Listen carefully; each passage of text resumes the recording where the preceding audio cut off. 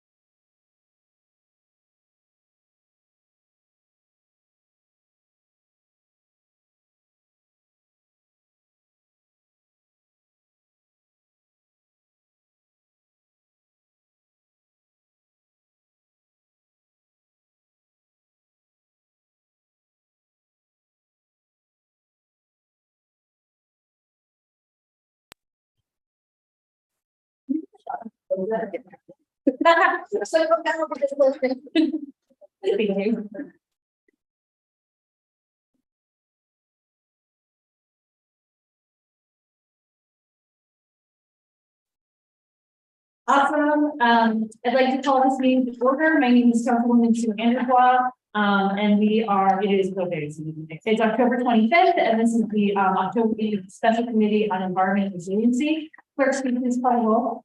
Chairperson Anderson. Thank you. Vice Chairperson Sanchez. Here. Councilwoman Anthony. Here. Councilwoman Espinal. Here. Councilor Royer is absent. 4 present, 1 absent. We have my line. Awesome. Thank you so much. So I want to get right into it. I first want to recognize that we have Assistant City Solicitor Eddie Lisa. We also have Logan Torres, our wonderful intern from Brown, who's with us today. And all members of the committee have a memo from Logan in your inboxes about the topic at hand. So you have more materials in your inboxes that Logan did. And yeah, I'm just going to kick us off real quick. I think it's actually really appropriate that we're having this conversation while we're celebrating Halloween downstairs. Halloween is one of those wonderful days where people just flood the streets. You want to be safe outside. You want to just be walking, riding, doing all the stuff outside in your ridiculous clothes, and you should be safe while you're doing it. So I think it's really appropriate that it's happening. Also, it's really appropriate we're having this conversation with the Committee on Environment and Resilience. Community resilience is a big part of resilience. And also as we move to low and no carbon emissions transportation. I mean, emissions broadly, from carbon emissions to tailpipe emissions to all sorts of things. We need to make sure that our options are safe and that people have the ability to get around in ways that aren't just cars and that they're safe while they're doing so. So I'm really excited. Just going to get us right into it. I'm really grateful that we have the Providence Streets Coalition here today to talk with us. I'm going to turn it over to Liza and her team and be thankful to Liza for being here. I also did not recognize that we have the Deputy Chief of the Department of Sustainability, Kevin Croft, who is hiding behind his sheet of paper, and sorry about that.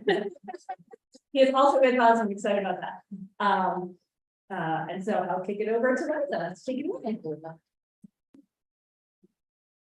Hello, everyone. Thank you so much for joining us. Thank you, Sue, for the invitation. You're right that Halloween is a perfect time to be talking about this. It is an event when children flood the streets of the entire country, and unfortunately, we see really high rates of crashes for all kinds of reasons. We also had a traffic fatality in our own community just 2 weeks ago, and our pitch here tonight is for all of us to make a shared commitment to that number becoming zero. That there is no, there are a lot of problems, intractable problems in the world. There are so many deeply difficult, problems that need a lot of time and attention and science and research and political work and diplomacy to solve. And this isn't one of them. It's part of why I love working on this, because it is a science. We know how to solve it. Communities all over the world of our own size and demographics have solved it, and we can too. So it's actually quite an easy fix in terms of how to do it. We just have to make a commitment to doing it. So I'm gonna come over here and run through slides. And while you get set up, I was remiss in also not recognizing we have the director of DPW here today to support the as well as our traffic engineer neighbor. So thank you both for being here. It's really important. Really great pleasure. And we also have Councilman Russell. So I'm recognizing back to Lex. All right. So let me introduce myself and my colleagues. So my name is Liza Birkin. I'm the lead organizer and the founder of the Providence Streets Coalition, which is an organization, a coalition of 42 organizations throughout the city that all have a shared vision of safe streets, more transportation choices, and policies that advance mobility justice. And when we really want to lean in on the word choice, we want to provide choices for getting around. That means all of the choices: driving, walking, skating, streeting, taking the bus, e-scooters, however people want to move, that they should be able to do so safely, affordably, and conveniently. And we're not trying to impose choices on anyone else. That's really crucial. While a lot of our work primarily supports people who don't drive, which make up our youth, our elders, our neighbors with disabilities, our immigrant and refugee neighbors who don't have access to driver's licenses, all of that, we deeply recognize that there are lots of people who have to drive. Folks with disabilities, folks who are doing their work, they're contractors or they're CNAs. There are tons of different reasons why people will always have to drive. And we're hoping that for those who want to make the choice, that we're providing that safety and convenience, so they can make the choice to reduce, and then that will in turn reduce the driving, the congestion, and the parking demand on everyone else who has to drive. So that's kind of the framing that we need. So the streets are of Providence and of everywhere, share all of these different users. I like to, we have our normal ones like the modes like use, but also the dancing, marching, protest. They're used for a lot of different things. They're the veins that tie our communities together, and they're funded by everyone. And today, but they also, it's not just about transportation. It links all of these different aspects of our lives, from arts, culture, and tourism to food access to racial environmental justice. But today we're going to just talk about these two. And I could talk to all of you about streets and public health and streets and parading and economic benefits, but we're just going to stick to these two linkages today on the link between safety and climate. Okay, what is Vision Zero? This thing in front of you. So Vision Zero is a framework that started in Sweden in I think the 90s or early 2000s. And it is a strategy to eliminate all traffic fatalities and severe injuries while increasing mobility for all. And it has these two foundational principles. One, that everyone has the right to move safely around their communities. And two, that planners, engineers, and policymakers, and tonight we're full of all three of those categories in this room, share the responsibility. So it's really looking at at the issue from a systemic, like we're learning, I think, in this country, how to shift our thinking around problems from individuals to systems. In a lot of different ways, and this is another one of those ways. So our traditional approach to traffic engineering, traffic safety, kind of thought that traffic deaths are inevitable. That's what happens when you have a lot of cars in the road, a lot longer. It demands perfect human behavior. It's like, if you make a mistake, oh, you're gonna die. It is about preventing collisions, and it puts the onus on individual responsibility. It also thinks that saving lives is super expensive. So it uses that as an excuse not to make changes. The Vision Zero approach, this paradigm shift, said that traffic deaths are preventable. And we know this has been proven throughout the world. It integrates human failing, mistakes, as an approach. So it's saying, okay, sometimes when you're distracted or when your child is tugging on your hair in the backseat, you might swerve out of your lane for a moment. But if there's a barrier there in between the driving and the biking, the driving and the walking, like we are placing that barrier there to solve for the mistake that you might make so you don't kill someone. So it takes our human failings and mistakes, or saying, if you make a mistake, that might not cost you your life or someone else's life. It is, again, a systems approach, and it acknowledges that saving lives is not expensive. So it's also another way to think about this is harm reduction. This is saying that instead of just trying to prevent all crashes, we're trying to take the worst crashes and make them a little bit less worse. So you can also apply this harm reduction framework. Okay, I'm going to hand it over to super volunteer Jamie Hagan. I'm sorry, I didn't introduce folks in the beginning. I'm here joined tonight by Jamie and Bradley, who are two Streets Coalition super volunteers who have helped me put this work together. So I'm going to hand it out. Okay. We're going to just kind of tag them. Because James Taylor wanted me to say it, and we're 3 residents. Yeah. I hear bang The current state of traffic injury, traffic injury fatality in Providence is honestly not great. If you follow the local news, you'll see quite frequently, sometimes multiple times in a week, there's a story of somebody getting hit by a car. Few of those every year ends up being fatality. It's something that those of us who are doing this work and focusing on it every day and every week are very aware of. I found personally, the more I've gotten involved in this work, the more like kind of hyper vigilance and awareness I have about this. It's really ever-present risk that is not on a lot straight up. So Providence has this high injury network the city put together to try to assess areas where relative risk is higher of traffic injuries and fatalities. We, starting around the beginning of this year, decided that we wanted something more granular that would be more comprehensive and give us a better tool for citizens and people who are organizing around the work of helping the city identify where there's a need for improvement, but also for city planners to use in making scientific informed decisions about where to direct resources that can be put into making safety improvements around the city. So what I'm going to show you next is a map that we put together, which is comprehensive. This is 13 years from 2010 to 2022 of every pedestrian, cyclist, person on a scooter, or wheelchair who's been hit by a car. And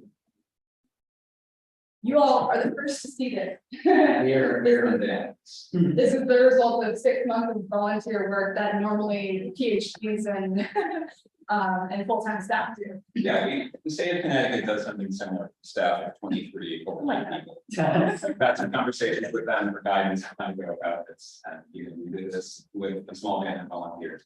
The city was fantastic about working with us, providing data for this. We had some data quality issues initially. They did some cleanup when we found some contradictions in the records. We had to do some more sanitization of the data.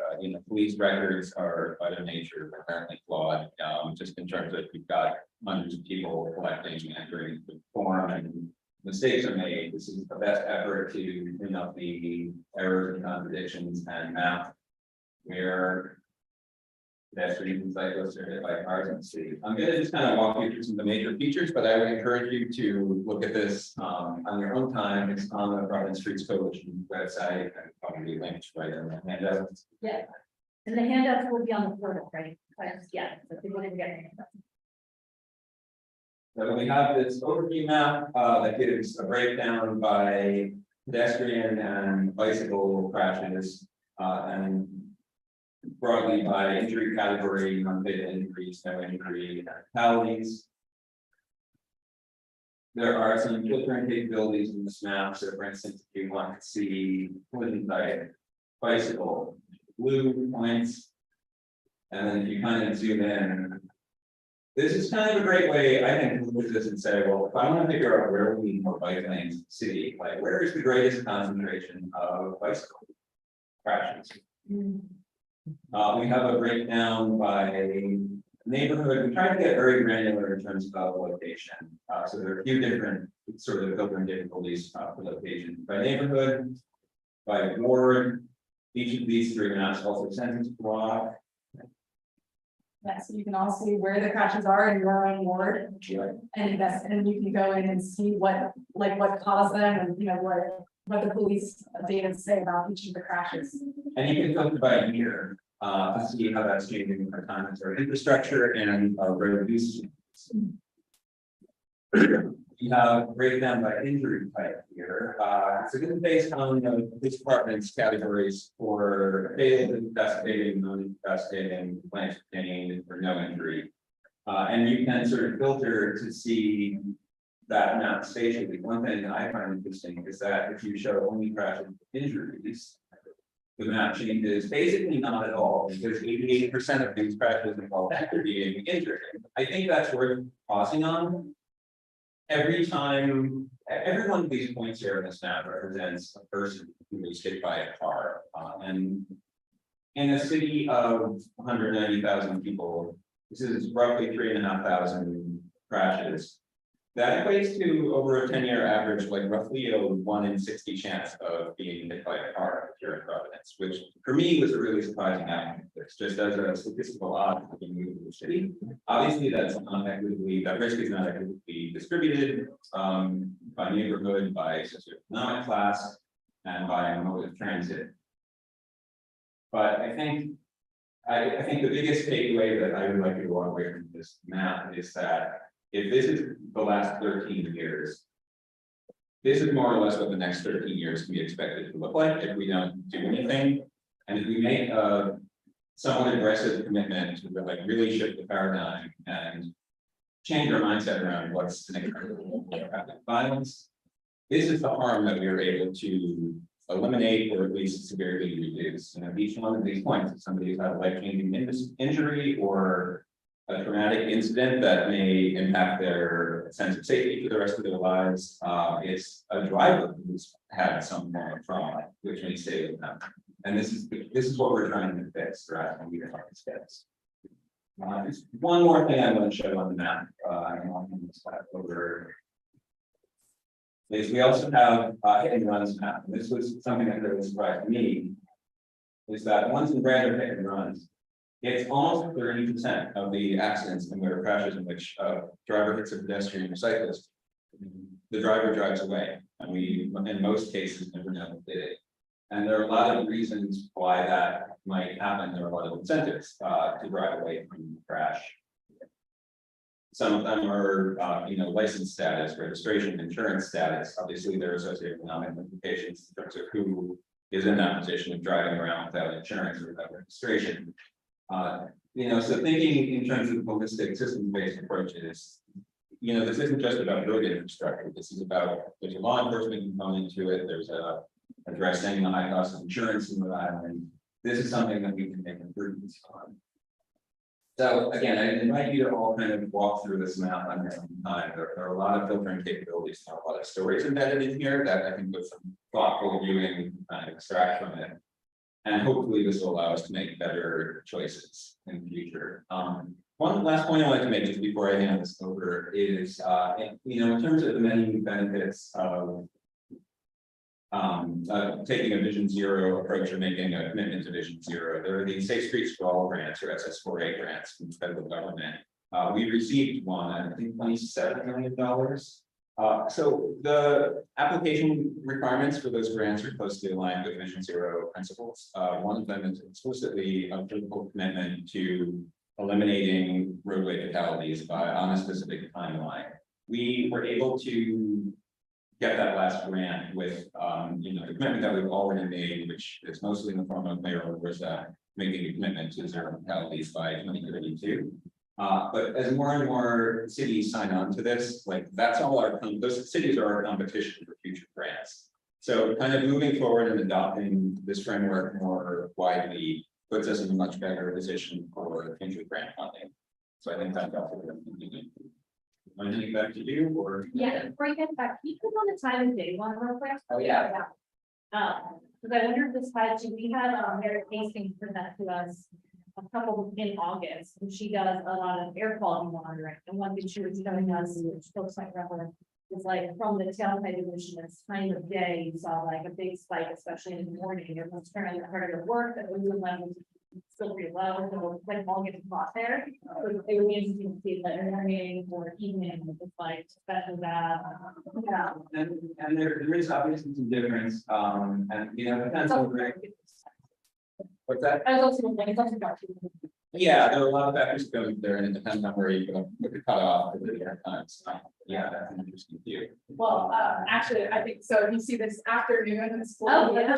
Yeah. And then you go to this. Check this out. Look at this is the census block with one of the highest amounts of dashes. You all know where that is. The high schools. They know the entire education. When they're all getting out. Where they're all getting out. Yeah. So that's this is like where Cranston and Westminster meet and all of the high school complex. So we have, I think it's like 3,000 kids. Yeah. All coming out at once. So I wonder if that's fully there. And I know that they're just in a road safety audit right there, I believe. So we have at least taken some steps for that intersection. Thank you so much, Jamie. And yeah, I like huge amount of gratitude for the work that went into this. How do I get that?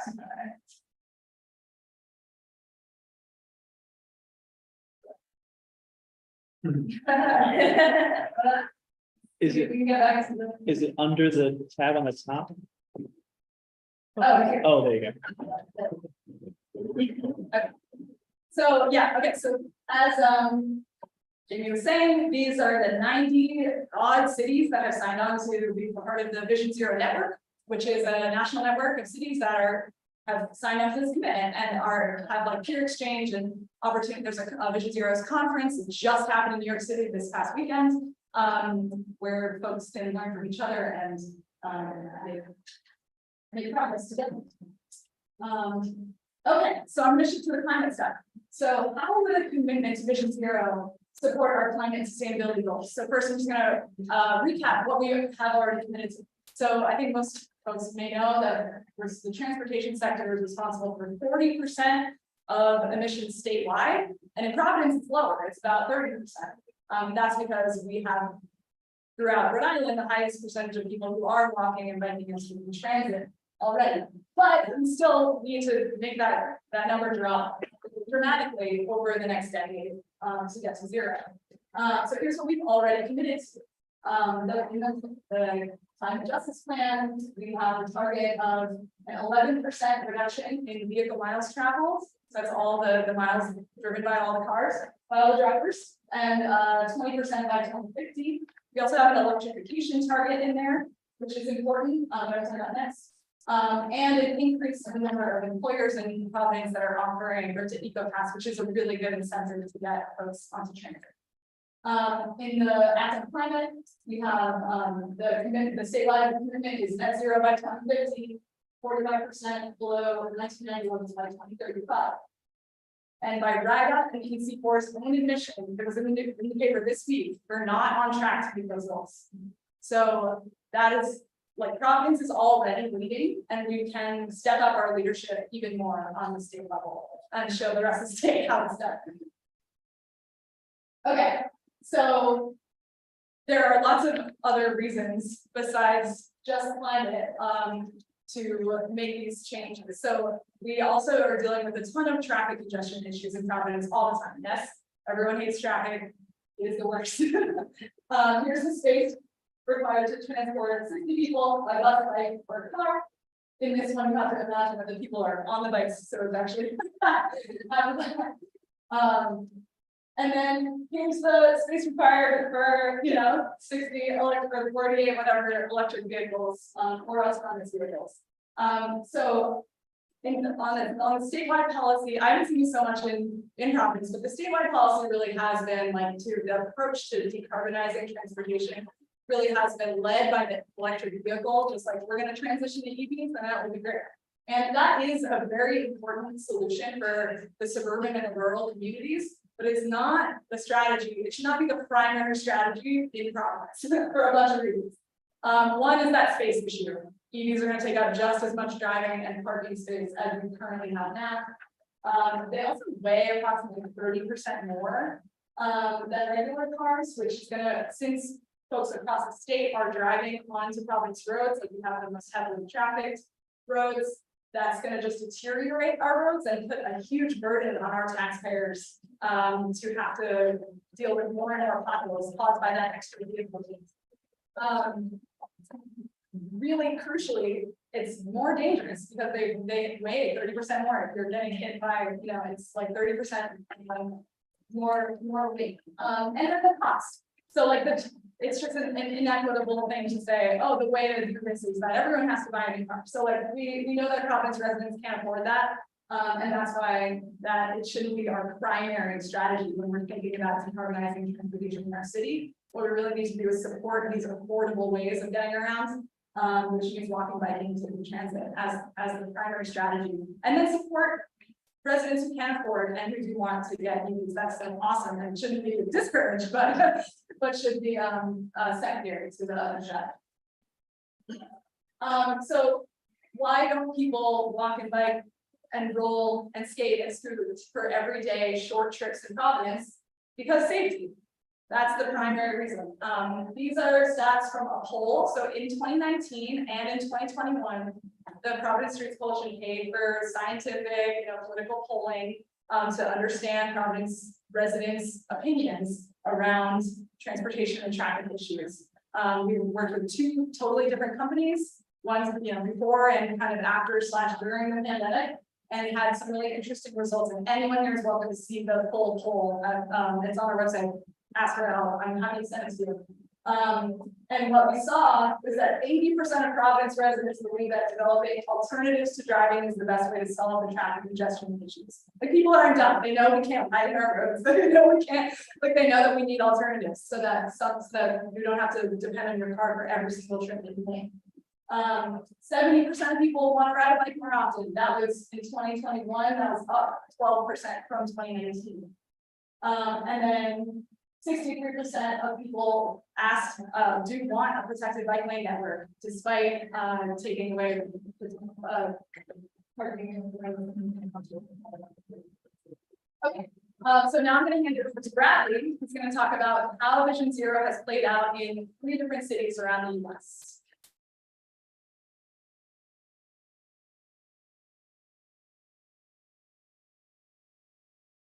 Right, so we're talking about how Vision Zero manifested in a couple of different cities around the US. The first one, we always compare ourselves to Boston, so I thought that was important. It's a bit larger than us. 2015, Mayor Marty Walsh announced that the city was going to move forward with the Vision Zero action plan. Traffic fatalities did decrease, a third over the amount of time there in 2016. And the serious crashes from vehicle operators that all declined, and they're actually on track to meet their 2030 goal of eliminating all traffic fatalities, which is just so contrary to how we talk about traffic generally, right? It's just always like, oh, there's nothing we can do about this. But Boston took this paradigm shift approach and is actually on track to meet that goal. So in Hoboken is a little bit smaller than Providence, about 60,000 folks. In the 4-year span there, 14 to 18, that had a number of crashes and fatalities. The mayor at the time, in 2019, announced Vision Zero, And no one has died in Hoboken since 2017, in Providence County. Right, that's what I'm saying, right? Yes, like that, this is a really standout thing, and they credit this to the, oh, and also the tragic injuries ever made. And that's, it's important not to just focus on fatalities, even though that's the most motivating thing you want to hear about, but crashes generally are also terrible, right? But this is ode to daylight, and I'm going to talk about a little bit more about this later. But you can see this picture here. It just allows riders to see pedestrians. That's it. It just allows them when they're crossing the street to make eye contact with each other. Because if there was a big car here, a big truck there, they wouldn't be able to see each other. That's more likely to have an accident. Just simple infrastructure solutions. Just a little bit later, and then some problems. And then Madison, Wisconsin is the closest one I saw that was closer to our population. It's about our next time. They announced that they were going to lower speed limits, put a few more physical barriers, streetlights, extended curves, not extensive infrastructure, just things that we already have budgets for. And crashes about 40%. Thousands of crashes were prevented by this relatively small infrastructure investment. So traffic has unfortunately did go up a little bit. It's never a perfect implementation, but imagine if we could repeat this in Providence, thousands of accidents per crashing. And really joining Vision Zero for Providence is it's a commitment of values and purpose, and just understanding that we're not going to blame people for accidents. We have to take some responsibility as policymakers and as advocates to try to fix the wrongs, because they are fixable. People are demonstrating it across the country. Redesigning corridors and intersections that would show you a scientific approach. Don't just look at an intersection and say, "Oh, this looks dangerous. We should fix it," because that's not very scientific. You know, approach like looking at the data and making informed decisions about road safety. All right. Awesome. Okay, I do want to commend Providence for we are on this journey. We're not starting from scratch here. I think everyone here knows that. So I wanted to just talk through what we are already doing. So like we said, Mayor Lawrence made a commitment to 0 deaths in 2032 in actually I think this is August of 2021. And we're asking the new council and new mayoral administration to make the same commitment now. So that's what we're asking for tonight, is a political commitment to 0 deaths. We do have some multidisciplinary leadership. The Green and Complete Streets Ordinance set up the Green and Complete Streets Advisory Council, which is basically can be seen as a Vision Zero task force. It's kind of the same thing. We already have an action plan. We have a vulnerable road user action plan from 2017, and we have the Great Streets Plan and High Injury Network to guide us. So we don't really need that much more planning. What we really need is implementation now. The Green and Complete Streets Ordinance has a strong equity commitment, so we already got that. But there's always room for improvement, always, when it comes to equity. And then I think there's a lot of stuff that is more of a work in progress. So cooperation and collaboration. I don't need to speak for our friends from DPW tonight, but I think one of the challenges that we've identified is that a lot of cities have a singular Department of Transportation. And here a lot of our transportation functions are split between DPW and planning. And so that's naturally going to set up, and y'all are in 2 different buildings, like across the city. So I think that's naturally going to set up some silos. And so I think from our perspective, more collaboration and collaboration. Also with the Parks Department and their amazing sidewalk snow clearance on the sidewalks in the parks. Like there's a lot of different transportation functions that are kind of disparate around the city that we think could be brought together. We need, still to look at more at a systems-based approach, be data-driven in our decision-making. The Green and Complete Streets Ordinance already mandates a data-driven approach to traffic calming. But we think that we're not really doing a good enough job to evaluate the infrastructure that we already have built. So everyone knows we've built about 35% of the urban trail network. We haven't really been looking back at it to see what it's doing and how that's working and how that can inform the future segments that we can build. There's always been more room for better and more community engagement in this work, and always more room for transparency. So the top strategies that we think, like I said, I'm not asking for more planning. What we really want to see is rapid implementation. So the first thing that we would say is to unpause the traffic calming program and use the thresholds that are put in the Green Complete Streets ordinance and keep going. We think that something that is missing from the Green Streets plan is a daylighting program. And so I'm going to get into that in a second. Then the Green Complete Streets Advisory Council has put forth some recommendations about pedestrian safe walk signal policies that we'd really like PW to consider and move ahead with, which I'll get into in a moment as well. A policy recommendation in the Green Streets Plan is to consider no turn on red legislation. That is proliferating around the country. It used to be something that was only in New York City, but now because of the national pedestrian fatality crisis is spreading. And so we'd like to see that happen as well. And then to continue building our urban network. Okay, so a lot of talk about daylight. This is a huge problem in Providence, and I think one of the top contributors to our pedestrian safety crisis. So we have a law on the books that you're not supposed to park within 20 feet of a crosswalk or an intersection. But how on earth is the average driver supposed to know that? Like you cannot fault people for breaking this law because there's no way that they would know that. We're not educating and we're not demonstrating to drivers where that line is. So something that I would recommend is that we paint the town red. We could approach it very similar to, okay, so this is a daylighting project that just happened over on the east side with the Streets Coalition funding. And this is a really good example. They just went back with some paint, looks really nice, 20 feet from the crosswalk, and then put in a temporary wall. And that's not going to stay there, but it does need some kind of physical barrier to make sure that people don't park there. So we could paint the town red or yellow, whichever we like, or some other color. I think that residents could get together so that this isn't a huge burden on DPW.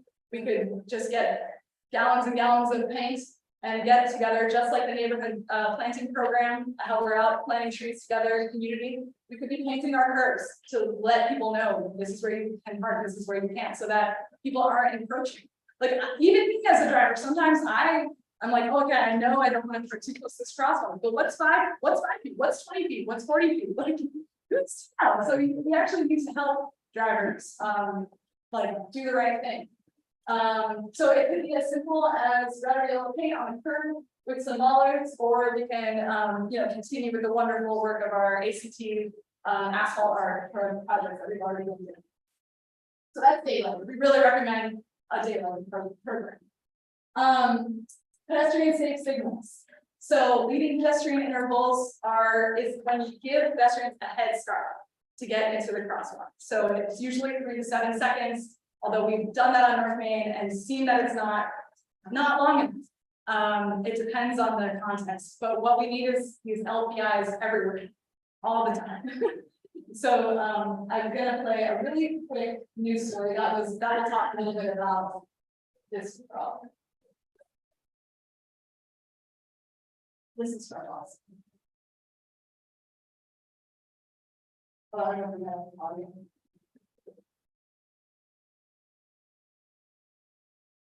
No, we have audio. Then we have to like choose that also with audio.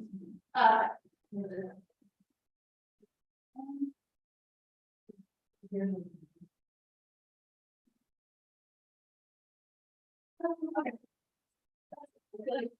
We can narrow this through. You can narrow. Well, yeah, and so basically we're recommending 2 different kinds of pedestrian safe walk signals. The one is this leading pedestrian interval, which is when you get a green light, and then you get a walk signal, the little white guy that tells you you can walk, and then you get about 3 to 7 seconds, and then the green light comes in. Because it's so much safer, our current status, where drivers can really only see the middle of the crosswalk.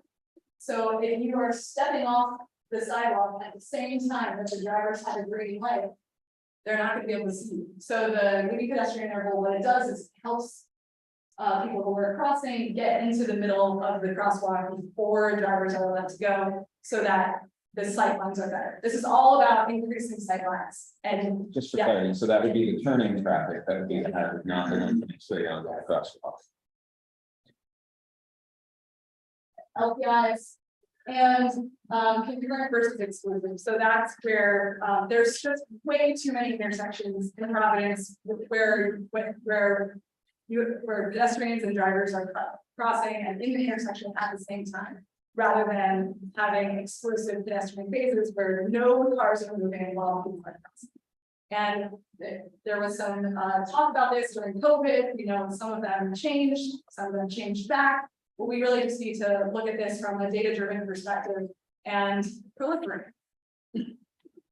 No turn on red legislation. Again, this is happening nationwide. Raleigh, North Carolina, Montgomery County, Maryland, Cambridge, Mass, just to the north of us. All of them are changing the laws to not allow red on red so that people are protected as their cause. We've been talking for a while. I think it's time for some Q&A. But to wrap up, just to drive home the point, we have this climate crisis, we have a safety crisis. They are linked. They are inextricably linked, because if we solve the safety crisis, we can help more people make the choice to walk, bike, roll, and get around Providence in climate friendly ways. Thank you so much. Awesome, really, you're so fun.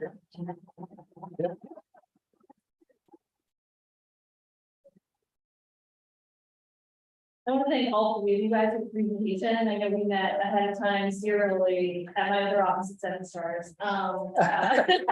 I'm sure you're finding some time. Similar to you guys. So I'm really grateful for all this time and for like the amazing amount of work you guys were able to do. Do committee members have questions? Yeah. Liza, and team, great presentation. I'm kind of curious, so this is the green, I certainly remember the green and complete streets ordinance and all the reporting that went with that and what we were planning to do.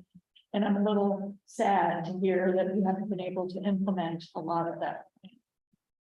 Is it money? I mean, what in your opinion is the real hold here? Because I think that, you know, the design of our intersections just, I mean, low cost, it just makes a lot of sense. And I just can't understand why nothing's really, I haven't seen any of it really being done. Yeah, so, okay, so there's the Great Streets Plan, which is kind of the infrastructure plan, and the Green and Complete Streets Ordinance, and the Green and Complete Streets Advisory Council. Okay. So it's a bunch of things. So we have our plan, that's like, we have our infrastructure plan, we have the law that is kind of codifies that infrastructure plan, and a lot of these things that we talked about tonight. And then we have this advisory council that unfortunately has been struggling to make quorum. We actually had a meeting about an update to the ordinance a couple weeks ago that would change the structure of the body so that there can be 2 alternate members so that more people can be at the meetings to make the quorum. So I would say that's one of the holdups. But there are some things outside like that we talked about tonight, like daylighting and so yeah, a couple of the things that we talked about tonight, the LPIs and the concurrent versus exclusive, the walk signal policies actually did come out of the Green Complete Streets Ordinance or an advisory council. Sorry, they were delivered to DPW and they haven't really moved forward. I'm so sorry. I don't mean to, but love to hear. Yeah. Please. Yeah. Thank you. I managed traffic engineer, so actually we just started in September. The program to implement guys at all the signals. They're gonna be done with field reviews. There are time here to see if there's any issues. Okay. There's a significant traffic. Yes, that 2-year program will do all 195 intersections. We don't really see with the lead pedestrians, it's a small amount of time that you really get that pedestrians. But we want to use not just programming all the ones to be something field reviews. That's what he done over 2 years. So yeah. And can I ask, when would that, I mean, so when will your study be done? When do you think you would be? Well, you already started. We're doing 6 a month. Okay. Then we have a new field. So we programmed about 13. So maybe is that a study or are you implementing? Oh, okay. Okay. And it's been used. For big periods. We haven't seen any issues. Awesome. That's Awesome, thank you. That's great. Yeah. We'd love to hear, yeah, if there's like ways to share that information, where it's happening. Yeah, we have a schedule, we use schedules, we share that. Oh, that would be great. If you could share that. All right. And then I guess my follow-up, I know, do you mind? No, of course, yeah. I was just wondering in terms of, I know that we did talk a lot in my recollection. That, you know, repainting a lot of them, bumping out curves and Yeah.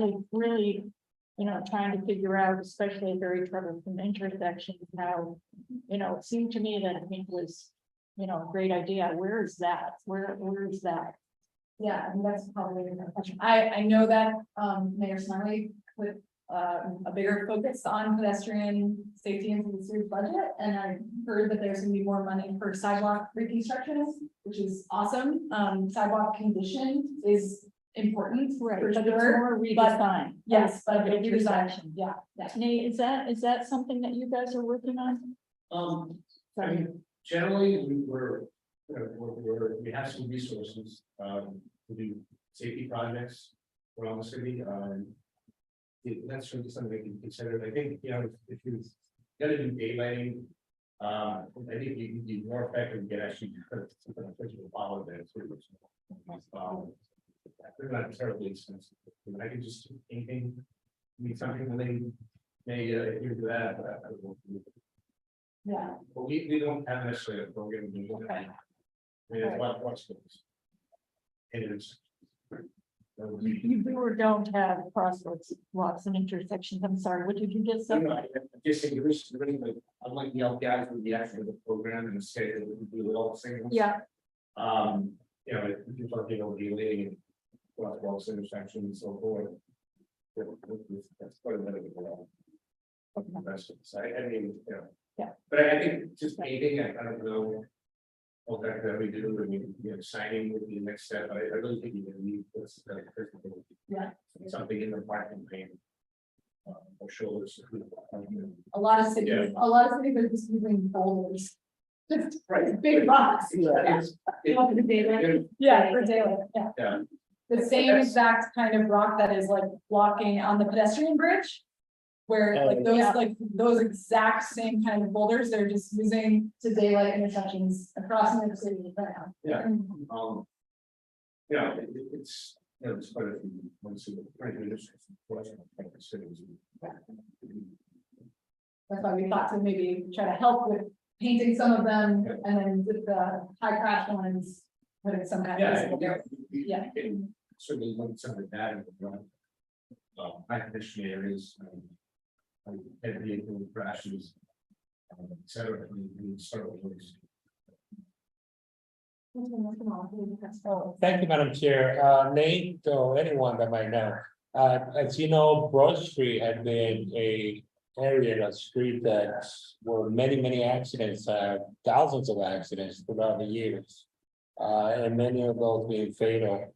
But it's also a prime example because on that street, we have already implemented many of these features. They included the bike lane, the reduction of the width of the street, which makes the driver slow down. Do we have any numbers as to what kind of an impact that has had already on Broad Street? I have it. Because it's been implemented, what, just over a year now, so we should have something. We have it, it's something, you know, I mean, the accident data is really easy to. Yeah, it's online, I don't know, I'm just wondering. I have your website. You I have some really good news for you, Councilman.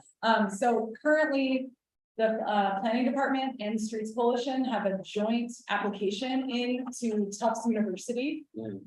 Which is mine and Alice's joint alma mater for urban planning. And so we have a joint application there to try to get a student project there. Would be 4 master's students to spend 5 months evaluating Broad Street.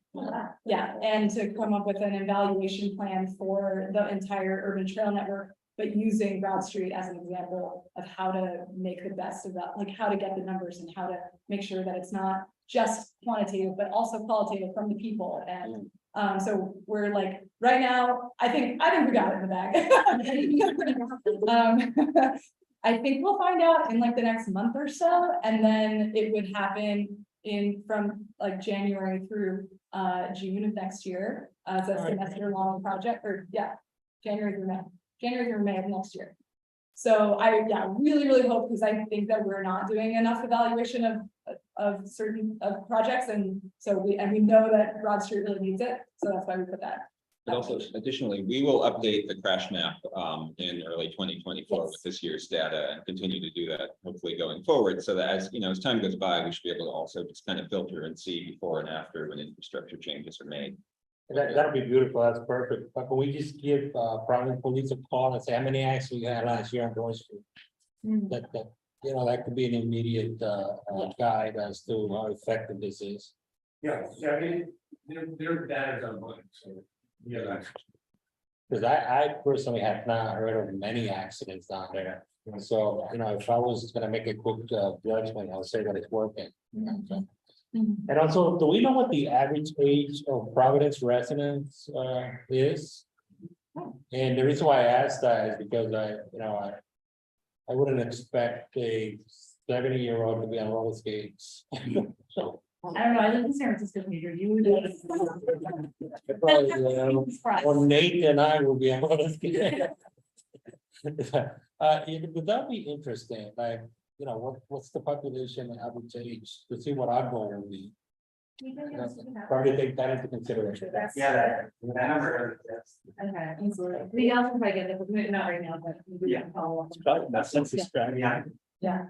Yeah, I think there's some truths that we also work super closely with AARP, and they're like a huge supporter of this work because they're all about healthy aging in place.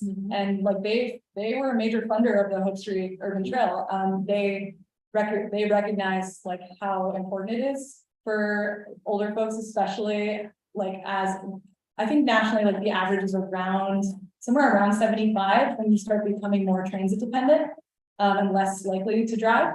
And so we need to make sure that like active transportation is available. Again, it's about a choice. Like we're not forcing anyone to do anything. No one's forcing people to get on skates. I see you had some pretty good number. You're up to like 80% people that would use bikes. Yeah.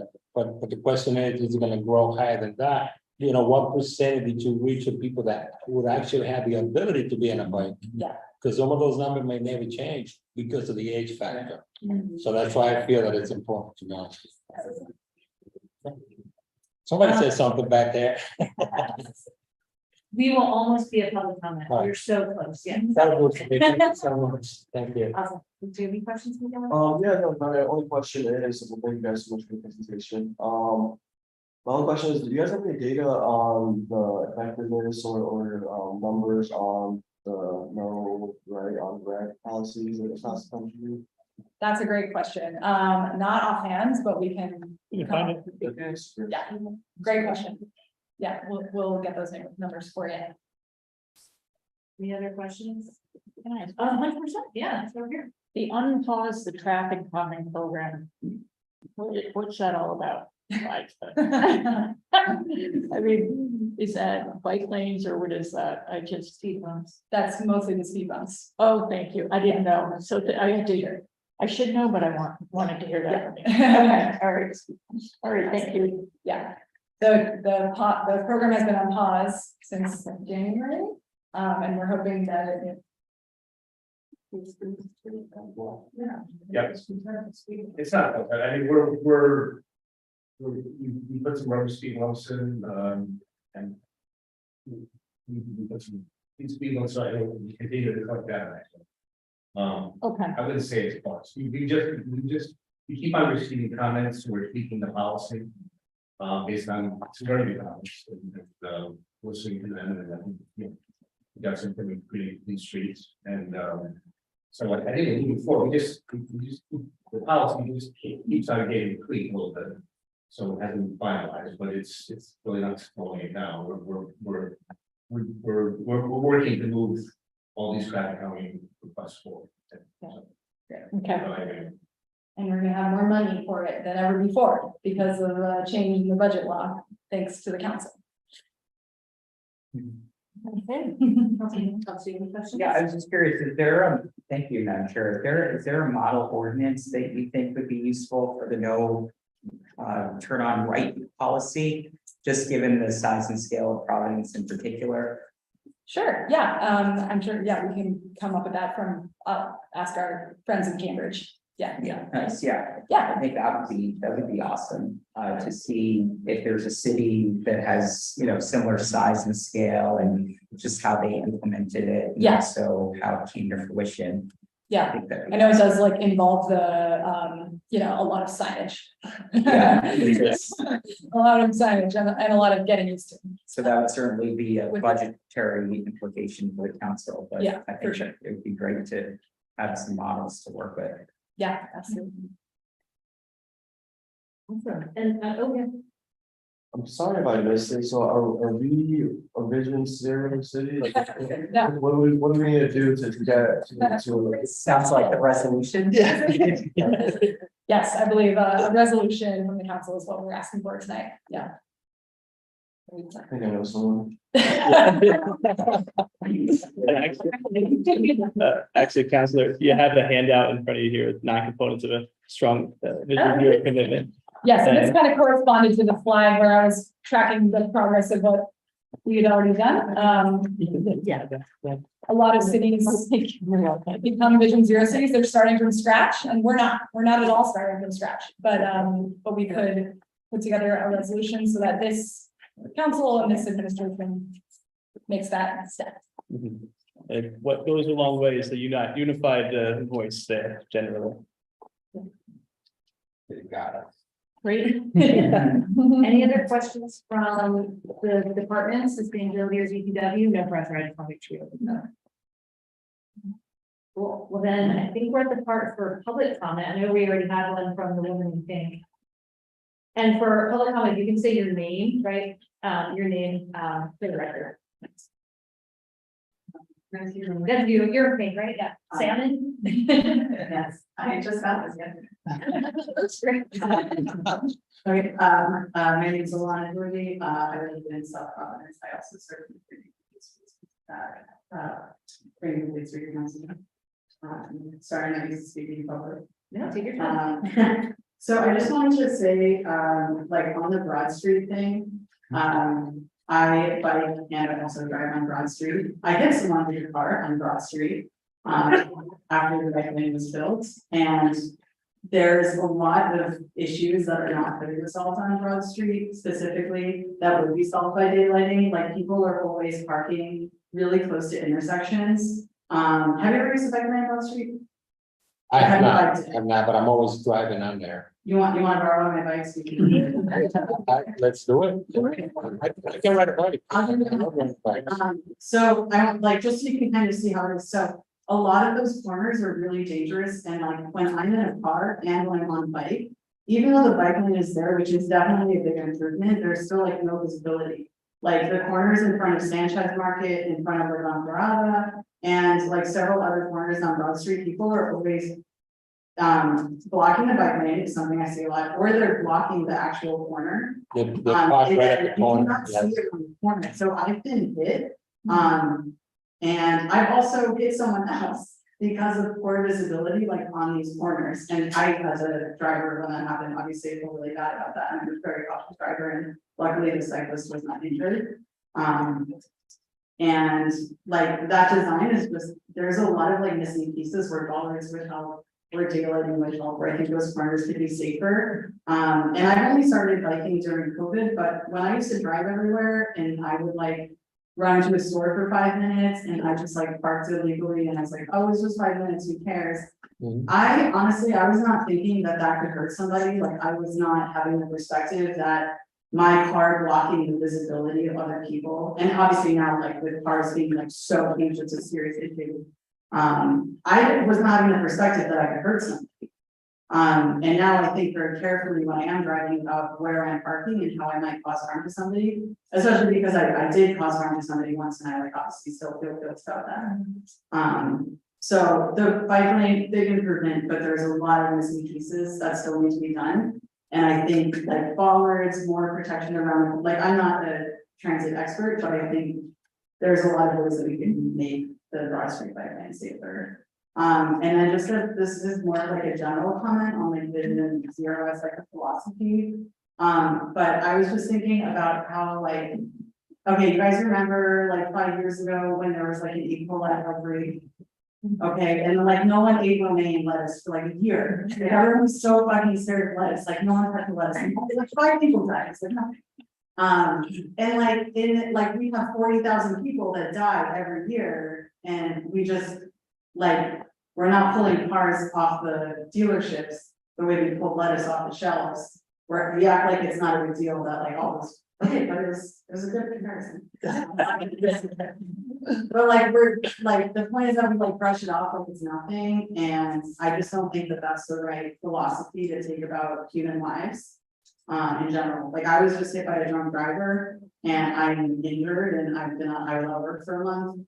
And like the way people reacted was that it was something really inevitable, like, oh, like, of course it's gonna happen to you at some point, like you get hit by a car. Like as if it's like getting aching knees or aging or something that happens to everyone, but I don't think that that's the right mentality that we should like treat our city with. Like that's an inevitability that people should die, people should get killed, people should be hurt or like have to deal with their injuries and go to work, so. That's it.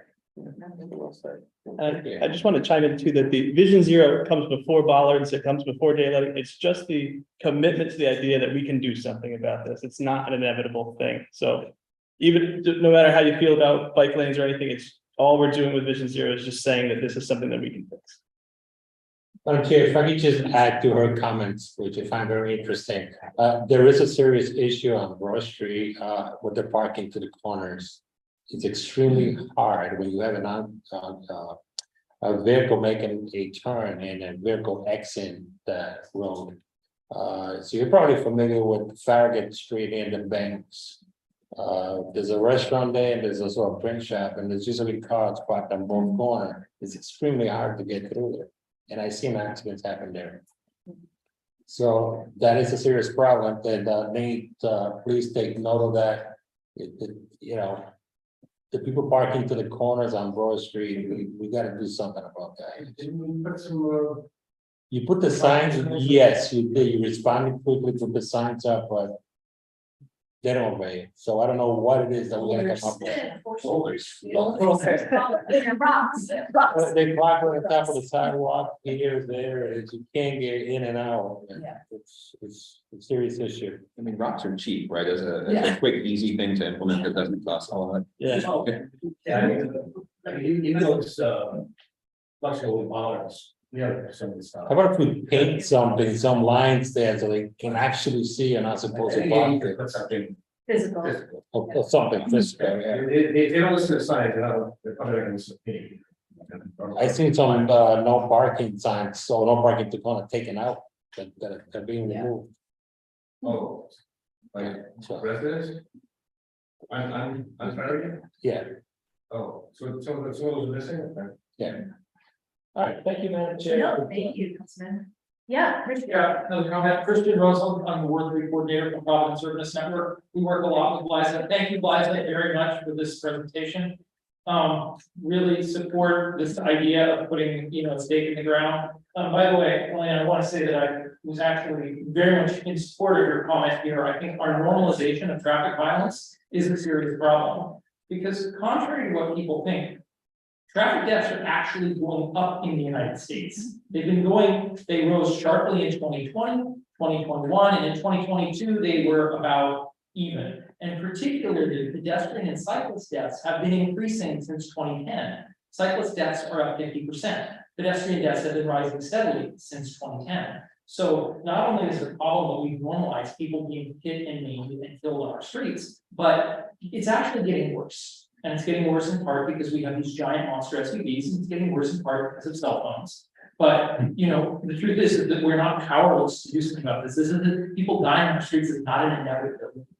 I know that, speaking for plan members, we're freaked out about the traffic violence that's been going on in the city. We're very upset about the recent death of Vonda. on a right on maintained road, and the fact that that came just 6 months after, or 8 months after, another person was killed a few hundred yards away. I understand that's outside the purview of the city to deal with right on maintained roads, but let's just say, you know, this is a very serious problem in our city, and we'd like to see, you know, a stake put in the ground to say that we're moving toward this. In terms of the concrete proposals, I want to note that this daylighting, I want to echo Elena's point that daylighting is very important to move on.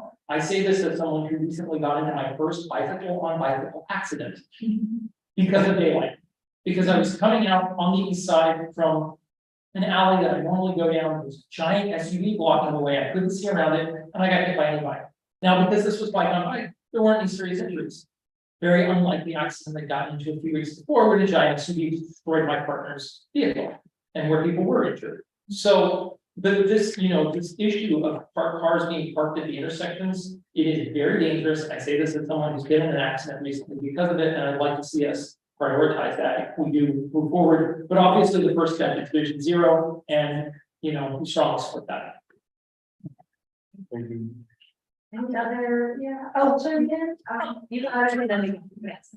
My name is Amelia, I work at the Sunset Community Trust, not really open, but, I have been biking pretty regularly for the past 3 months, only because the car had broken down. And my job is about a 3-minute walk from my house that I was driving to.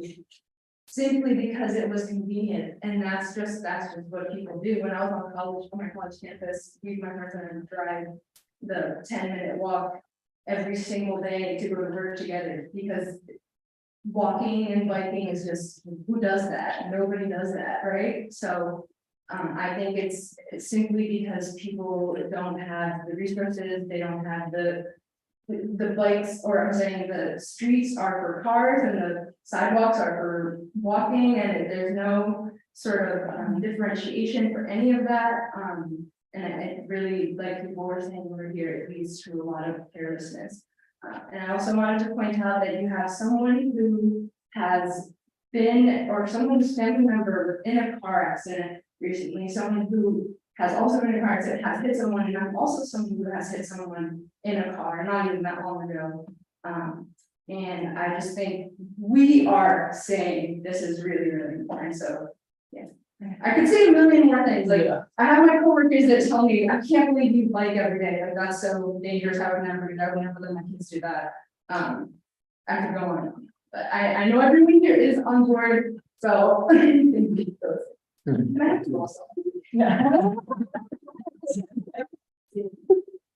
you so much. Miguel, you had a comment. It's a bike here. I did actually. It's dark out.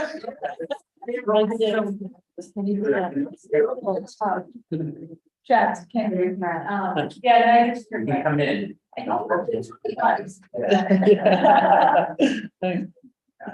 Miguel, yes.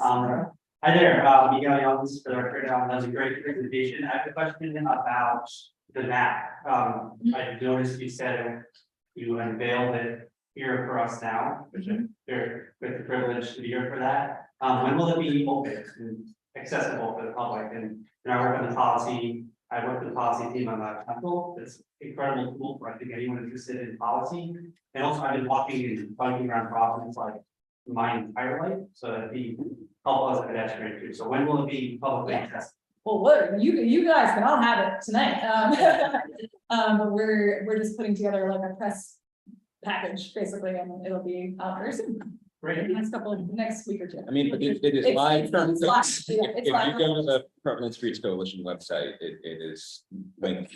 It's just, we haven't had like a grand public unveiling, you know, and things, yeah. Cool. Thank you, that's great. Yeah. Any other comments from the public? Yeah, please. I'm Rachel, an organizer of the Providence Street Coalition, and I'm car free since 2015.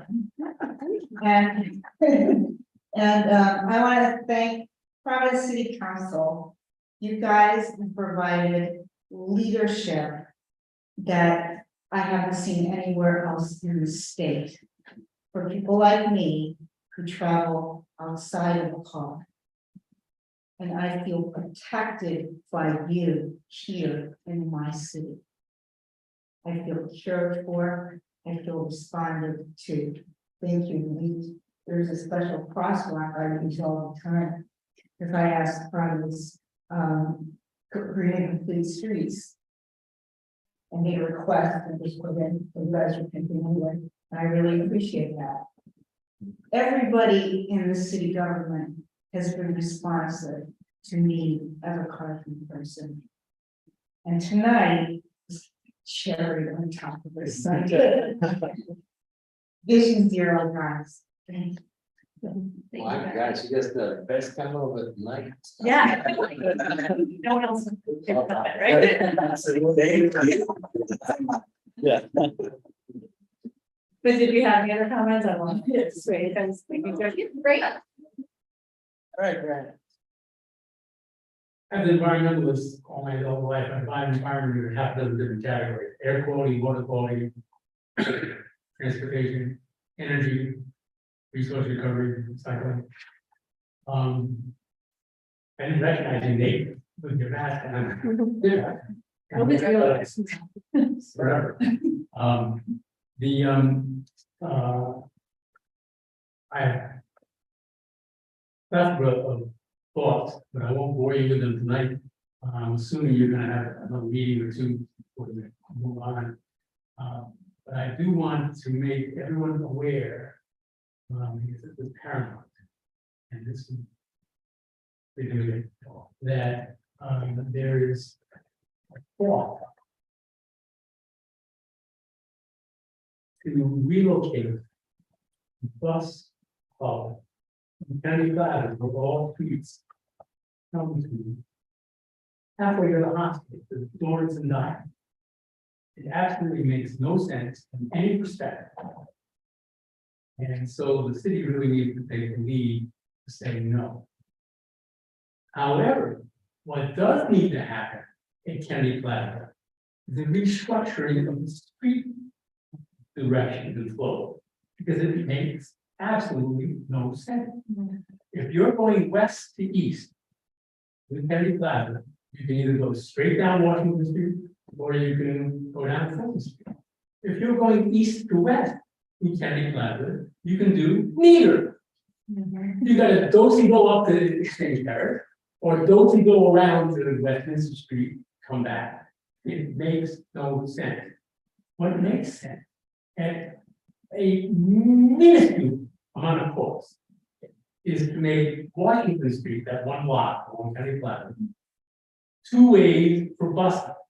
And make Fulton Street, the one block, 2 ways for everybody. All that would require, what does that require? All that would require is relocating 4 bus shelters on the Fulton Street side of County Plaza to the Washington Street side of Burnside Park. That's all. It would make sense for everybody. It makes sense for pedestrians, it makes sense for RIPTA, it would make sense for RIPTA riders, and it would make sense for the vehicular traffic, cars, trucks, whatever. So that's what should happen before we even think about this relocation idea, which is big bucks, maybe bucks. I always say, do the low cost alternative first and see how that works out, and that's how we found you can spend big bucks. So I just want to communicate that to everyone tonight, that needs to happen sooner than that. And then we can talk about some other stuff that, you know, ask my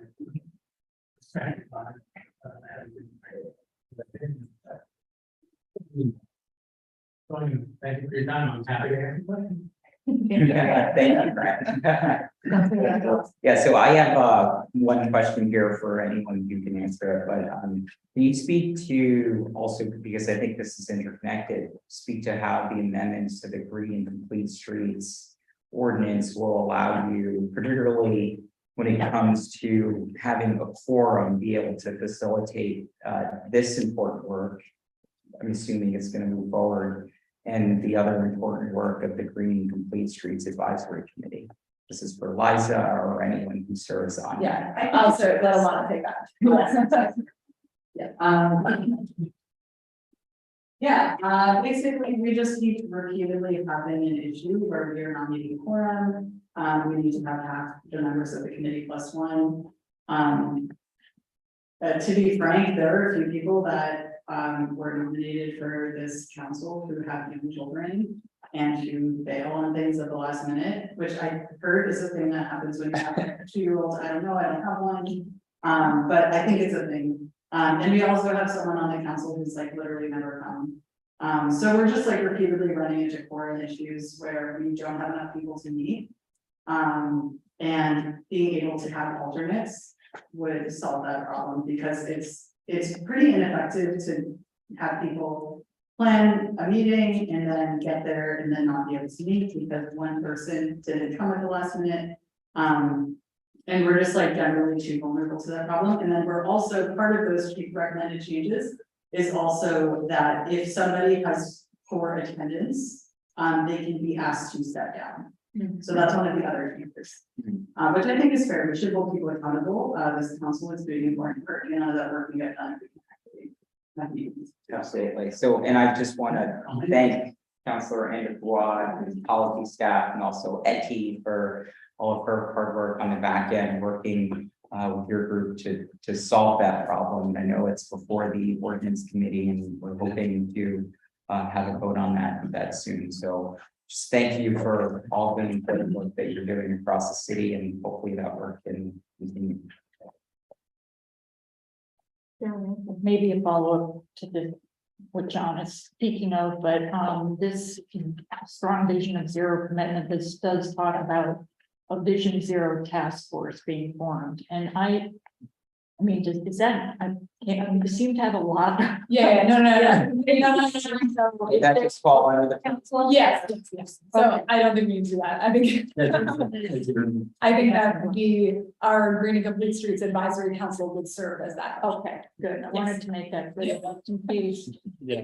More. Yeah, there's a lot. This comes directly from Vision Zero and all of their resources. But there's so much work that Providence has already done in pursuing this. So a lot of it's going to be kind of figuring out what we have already. Just wanted to make it clear. Yeah. Okay. Yeah. I just wanted to talk about my experience with some of the improvements that Liza and wonderful volunteers are talking about tonight, where I just really like them because they're the kind of thing that people can like tangibly experience the improvement in their life when they happen. And some examples, like on my walking commute to work, which I'm very fortunate to be able to do, is when I cross South Water Street, which is 1 lane now. It's just like the traffic moves slower and people make eye contact with me at the intersection and like always slow down and wave me on. And then I walk a little bit further home and get up to I guess that's South Main Street, which is still 2 lanes, and people are driving much faster. One person will stop and you'll step out into the street, only to realize that the other person's not going to stop or somebody's coming up behind them. So it's like that's like a very like night and day one, where it's like within 100 feet of each other. It's like I have a completely different experience crossing the street, and it's because of the infrastructure improvement that was made that's making that difference. In terms of the pedestrian walk, the head start that you get when I cross near the Risby Library there, after you cross the Providence River, you get, I don't know, it's like 2 seconds. But you're out in the street before cars start moving, and it does just makes like such a difference in terms of your ability to step out of the curb and not worry about some looking over your shoulder, somebody that's coming at you. Just recently they painted like kind of like artistic things on the street. There's a picture of one of the presentation on Governor Street, and I'm surprised that people aren't parking on them. Are there going to be bollards that stick up out of those, or They're temporary, but not permanent ones. It would be awesome if we had. yeah, but people aren't parking on them, and I have noticed like immediately, again, it's like this improvement goes in, immediately you realize like, oh, I can see so much further down the street when I'm coming to this intersection. Like Governor Street is so narrow, people park on both sides, and you have to be like, your car has to be in the intersection before you can see around the cars to be able to be out there. And then the last just kind of like observation is just in general, I have a 5-year-old, and like families spend time in streets, right? Streets can be such an asset. You spend so much of your time there, and you spend time with your family there. And I have a 5-year-old that we like to bike, and we'll bike down the India Point Park, and a lot of times I bike with my son. Like, I don't like to bike on the sidewalks because people don't expect a bike to be there and people pull out. So like, I bike with my 5-year-old son on the street where there's not a bike lane, and I try to pick back streets, but it's like such a tense, horrible experience, just getting from like my house, like 3 blocks to India Point Park. And sometimes we'll then like continue down instead of going to India Point Park, and we'll continue down kind of like the bike lane that wraps around South Water Street again. Bike lanes, and it's like the experience of biking with my son, like in a protected bike lane, is just like you go from like this tense, like, oh my gosh, my son's gonna die, to this is like a fun family experience that I'm having in the streets of Providence, and they're just like, you know, again, just feet apart, but the way that the street is built has such an impact on the way that you're able to use it. So just like some observations about how like these things. I just love that about like certain planning things where you don't have to do like a 3-step to like really kind of understand what happened there. It's just like, this is like make the improvement and immediately see the benefit. That's awesome. Yeah, Liza. I would just love to close. I meant to thank you for pointing out South Water Street. So on the top of the first slide here is a picture of South Water Street, and I meant to explain why I chose this picture. I just want to drive home like that this stuff is about science and it's not about popularity. When South Water Street was going in, and it was such a nightmare in the news and such a nightmare fighting with powerful institutions and businesses along that street who didn't feel like it was going to benefit them. And I was there at that time every single day counting cars because there was a roaring battle of traffic volume counts. Some of the businesses hired people to count cars. The city had counted cars. They were like, no, those counts aren't right. And we thought we were losing our minds. So I was there literally for a week, every single afternoon counting cars. And doing my own traffic volume counts to make sure that I wasn't crazy. And as I was doing that, one day I was standing on the sidewalk and I saw this man who was in a wheelchair. And I have like a very funny looking folding bike. And he approached me and was like, oh, what's up with that bike? And he struck up a conversation with me. And I kind of explained what I was doing there. And he told me that he was like, oh yeah. And I was like, what happened to you? And he looked really athletic. He was in this wheelchair, and he was like, oh, I got hit by a car on Broad Street while I was running. So now, and I can't work. So I'm here on South Water on the pedestrian bridge, just kind of hanging out. And he was like feeding the birds, and that's where he would go while he was recovering from his injury. And so it was like in the heat of the South Water Street battle that I was reminded why we do this work. And I'm so grateful to him, and I see him all the time now. I see him, he's fine. He recovered, but he's not permanently in that wheelchair. But he was running on Broad Street, and so he broke his leg 3 places. And he's from the Dominican Republic and likes to bike there, but doesn't bike here because it's not safe, you know. So all the things kind of encapsulated in this one image. And I think it really speaks to why we do this. And I was really grateful to him for reinvigorating my spark in the middle of that nightmare. Thank you so much. Thank you. And thank you to Damien and to Bradley for the presentation and for everyone these awesome questions. And I'll just also agree, like before I moved to Providence, I commuted pretty much exclusively by commuter rail and kick scooters, so non-electric. I like being like the greenest source because I'm vegan, so it was like entirely plant power. But it was like my whole little crew at work, aged, I was like 25, to my boss who was like 65, almost 70, with his little fold-up bike. And then there were a couple middle-aged women in the middle, and we would all do it together. And it was like this bonding. We've also really close. I'm back to California for the weddings recently. Like, it was a lifestyle and like a quality of life issue. And my little kick scooter is just like in my garage, like covered in cobwebs. So I'm not gonna ride that thing down the street. I thought about it, and my husband asked me not to. He's like, I love you, and I'm really sad it was happened. And so it's still in my garage, again, dusty, it has a name, it's a name, all my favorite things. And but like it's real. And my neighbors, I mean, there's a lot of worthy residents here. This is like one of the top things they bring up. And it's all ages. It's like especially the older residents who can't get around on the sidewalks or like don't want to be in the street. And it's young parents who don't want to push their strollers in the streets. That's what they have to be. So really, really grateful for you guys being here today. Any final questions before we like action wrap up? Or comments? Cool, cool. Let's go home. Thank you. Yeah. Adjourn, please. Second. Excellent, all in favor? Any? Okay, you can. Easier. Good.